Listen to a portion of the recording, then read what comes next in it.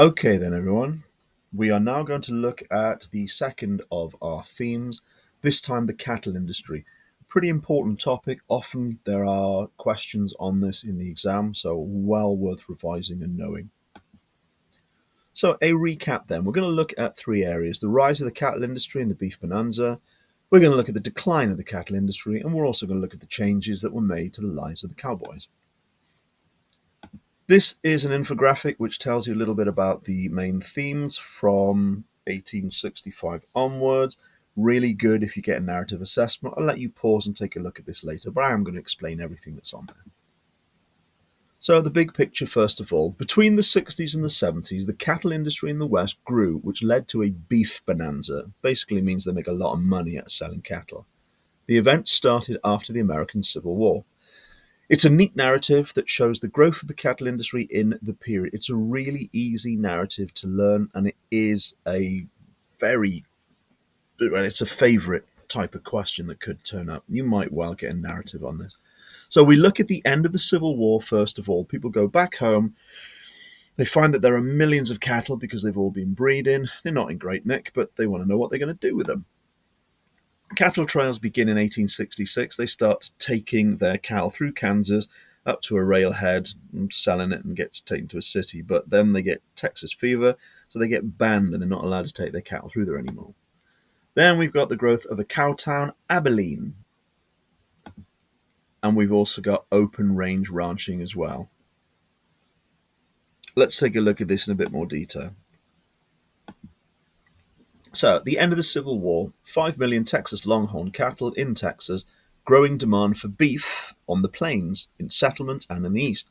The cattle were only worth about $5 in Texas because of the high supply. So, if you can supply them somewhere else that really wants them, you'll make money. In 1866, ranchers Charles Goodnight and Oliver Loving decided to sell their cattle directly to settlements on the plains. They set up the Goodnight and Loving Trail, a 4 to 6 month journey from their ranch in Texas to the plains.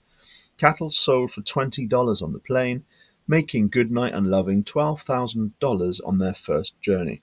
Their success leads to other trails opening, for example, the Chisholm Trail. So instead of trying to go up through Kansas, which they're not allowed to do anymore because of the Texas fever, they decide that they're going to go west instead. They're going to sell directly to people on the plains that might want their meat. And it works. 1867, Joseph McCoy sees an opportunity with the new Transcontinental Railroad to sell cattle in the east for a big profit. The cattle were selling for $50 each back in the east, places like Chicago and New York. He builds the first cow town, Abilene, on the new railroad. It's on the Chisholm Trail. It's got stockyards, so basically these are huge pens. When the cowboys turn up, they can leave the cattle there while they're waiting to get loaded up. Hotels, and a map to help the cowboys to find the place. Over 3 million cattle pass through Abilene to go to the east. It leads to more cow towns like Dodge City. So the first real cow town where all the cowboys would bring in their cattle to send them off somewhere else. This causes problems in itself later on with lawlessness because, of course, cowboys letting off steam is going to be a big deal. John Iliffe, he sees another opportunity to set up ranches on the open plains. So instead of taking his cattle from his ranch all the way to a cow town, he just says, well, I'm going to breed them on the plains next to the people that want to buy them. Don't need to use the cowboys anymore for doing these long drives. I'll make more money.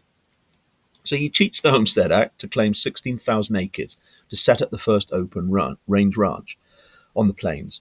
Cattle is sold to settlements and the government to feed reservations. Eventually, Iliffe had 26,000 cattle.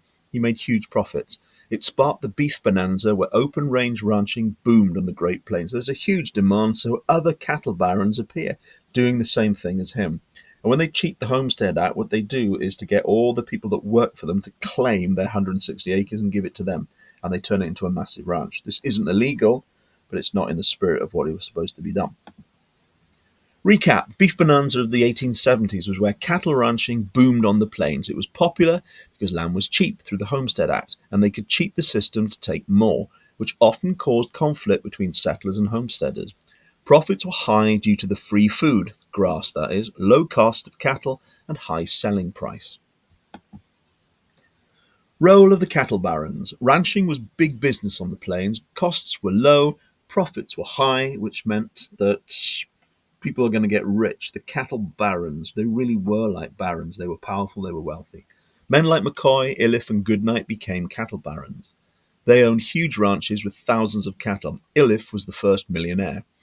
This made them wealthy, influential in politics and power in the states like Colorado or Wyoming, where ranchers owned all the land. So they kind of had all the political power there. No one could really stand up to them. See that in the Johnson County War. Important. So you might get the question, why is this important? What were the consequences? Here we go. Rise of the cattle industry. Cattle barons were responsible for the rise of the cattle industry. Goodnight and Loving, the cattle trails. James McCoy, the first cow towns. John Iliffe, ranching on the plains. They drove the beef bonanza.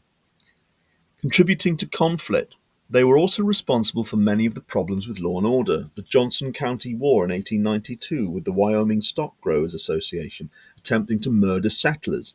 They got away with it due to their power. The end of the cattle industry. By the 1880s, the beef bonanza was over. As open-range cattle ranching was such big business, it led to its own downfall.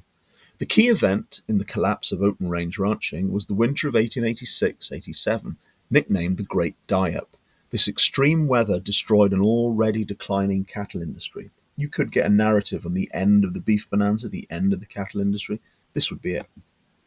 Overstocking in the 1880s. They just had too many cattle. Nobody wanted to buy that many cattle. And of course, by overstocking, it means they're all eating the grass. So there's not going to be much food left for them to eat. There was a terrible drought in 1883, the Great Die-Up itself in 1886, which led to the end of the beef bonanza. So this will help you to plan if you've got to do a narrative on this. So overstocking. Cattlemen made lots of money. They bought and bred more cattle. As there's too much beef, prices in these dropped, so the shops, well, they couldn't sell it. Whilst overstocking ruined the grasslands, so the cows are skinnier and worth less. By 1882, ranching profits are declining. The drought. A severe drought hit the plains, ruining the grasslands, worsening the situation for the overstocked cows. This, combined with the development of barbed wire, caused problems as grassland began to be fenced off, reduced the grazing lands for the cattle. The Great Die-Up, a very harsh winter with temperatures of minus 50 degrees. It kills 15% of cattle on the plains, causes the death of many cowboys. Thousands of cattle die, whilst the survivors are too thin to be sold for profit. This causes a collapse in prices. As a result, many open-range ranchers go bankrupt. The end of the beef bonanza. By the 1890s, cattle ranching boom is over, causing the end of the beef bonanza and open-range ranching on the plains. It's replaced by small ranching, who are less affected by the winter and bred specialized cattle. If you've got a small ranch and a few cattle, it's easy for you to look after them in the winter. You can bring them inside, keep them warm. They're not wandering for hundreds of miles and you don't know where they are, that sort of thing. So that's why they did it.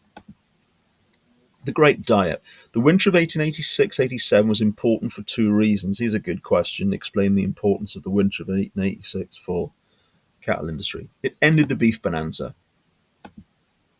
The freezing winter, minus 50, 55 degrees, caused 15% of the open range herds to die. Survivors were skinny, profits dropped.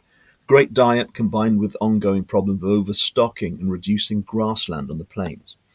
Many ranchers went bankrupt. This led to the end of the beef bonanza, and open-range ranching finished on the plains. Secondly, it led to small ranching. By 1890, a new model of ranching began to slowly grow in the plains, small ranching.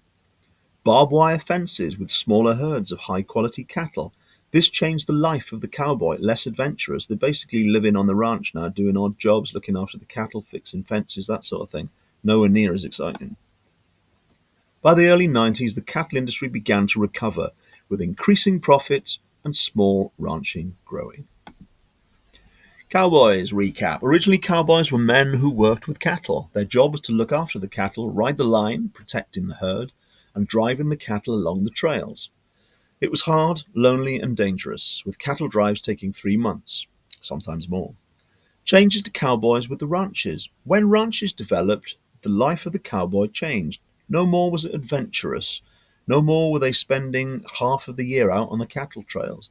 The development of smaller, fenced ranches on the plains from the 80s meant that cowboys' jobs changed. They now had work all year round, but were required to simply fix barbed wire, inspect the grass, brand the cows, with the roundup taking less time. So it doesn't take so long to get all the cattle together because there's not so much land, it's not so big. It led to less cowboys being needed. Many lost their jobs. Changes to cowboys' social and leisure time. Traditionally, after the long cattle drives, cowboys would take their salary and spend it in towns like Abilene. That's why McCoy made money.